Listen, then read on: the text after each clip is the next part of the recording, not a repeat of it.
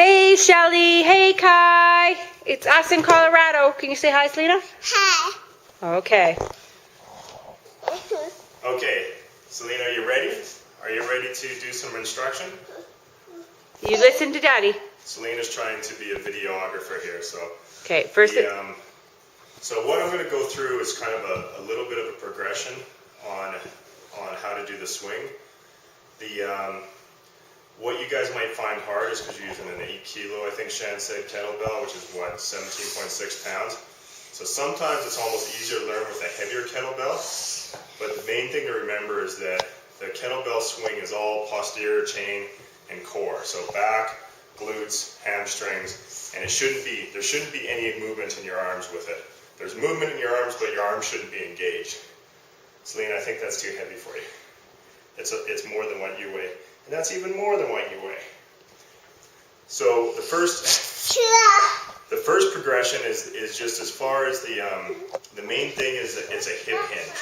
And so you want to hinge your hips back rather than bend down. So that's the first part of the movement. Do you want to do that hip hinge from the side? Yeah, I'll do it. And so basically just hold the kettlebell however is comfortable with two hands. However you can fit two hands on there. So the position should be, if you're standing in it just slightly wider than shoulder width, and the kettlebell should be back kind of in line with your heels. And what that's going to do is when you lean down, it's going to put the kettlebell at the center of gravity.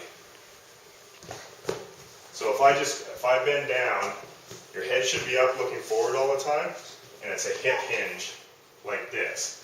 Versus, that's where you should first start to bend, is right there. Then your head's up, your back's flat, and the first thing, rather than do a full swing, is just to stand up with the kettlebell. So it's reach down, flat back, and then stand up, and then back down to the same spot. And Shelly, if you're as in bad a shape as I am, about 10 of those, about 10 of just standing up with it will make you stiff tomorrow. So the other thing is at that top of the movement, when you stand, Selena, watch your toes, beans, is when you stand up, you want to contract and squeeze your glutes, squeeze your butt muscles as hard as possible. And that's where the whole power is going to come from, and that's what's going to lift the weight up. So like I said before, it shouldn't be the arms, it should be that contraction and squeezing your glutes at the top of the movement. So to just start that way is just stand up and squeeze.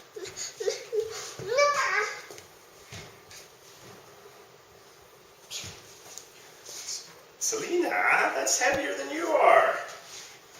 So one of the things is when you get into, so let me just do that from the front again as well. So basically, eyes just looking forward. Just that, sweets. So when you get into the swing, it's basically the same movement. So you can start from, I call it a dead swing, when you start from the ground, and you're going to swing up. That's generally not how I do it. I start off doing standing up, and then starting to swing.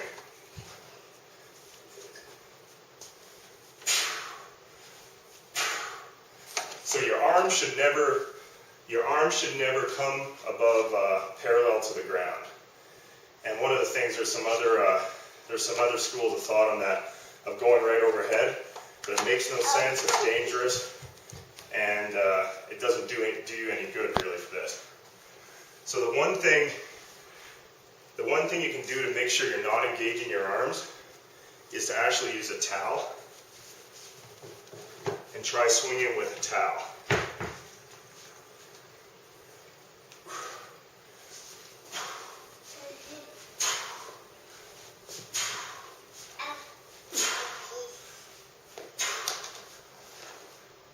And that means your arms just basically act as a lever. It's like a rope going up and down. But all the power that's getting that weight up to parallel is all coming from that hip snap at the tail end of the movement. Nath, tell her, when you were teaching me this, you said something about how, like, when you get to the top, it should almost be like weightless, right? Because you're not lifting it up with your arms. So when you get to kind of the top of the movement, it's almost weightless. So you can basically progress from a two-handed kettlebell swing to a one-handed, and you'll actually switch while it's in the air. So it should be weightless. So and show you that. And what that looks like is.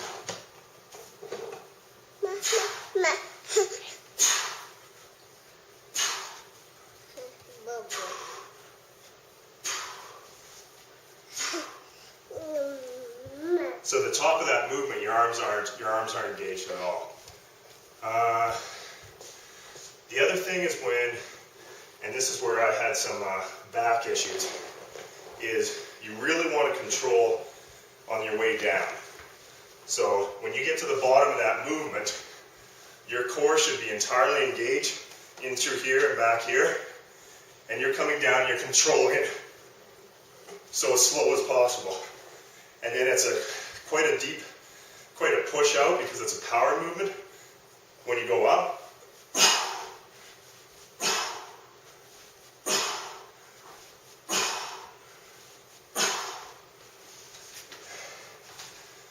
So what you should probably feel it in is in your upper thighs, your butt muscles, and your core at the end of it. Can you just do a few more like you were just doing, but I'm going to get you from the side instead of the front? Okay. Let pull!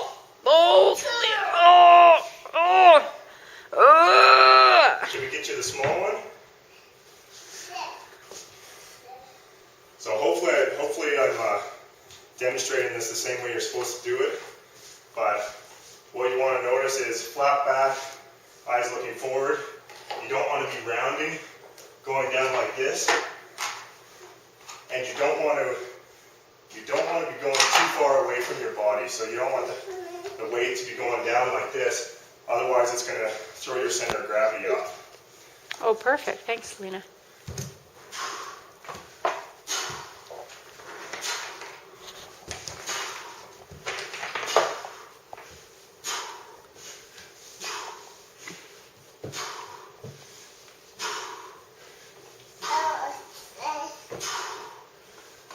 Okay, and when you catch your breath, Neith, what were you saying would be a good, I think I texted it to Shelley, but I don't know if she still has it, about what would be a good sort of workout? So I'm thinking what you guys will probably find is that you'll end up needing to go a weight size up at least after a little bit of training with the one you have. But I would try to go for, you can see how out of breath I'm already from just doing some of these, is that I would try to do something like 10 sets of 10, so you're doing 100. And all at once 10? Like at what kind of a break in between every set of 10? A break to catch your breath type thing. Okay. So it should be, basically you get a very kind of quick metabolic conditioning cardio workout in at the same time as you're getting a strength workout in. Is that a wrap? Yep. Shall I just call if you have any questions or drop us an email? Okay, bye.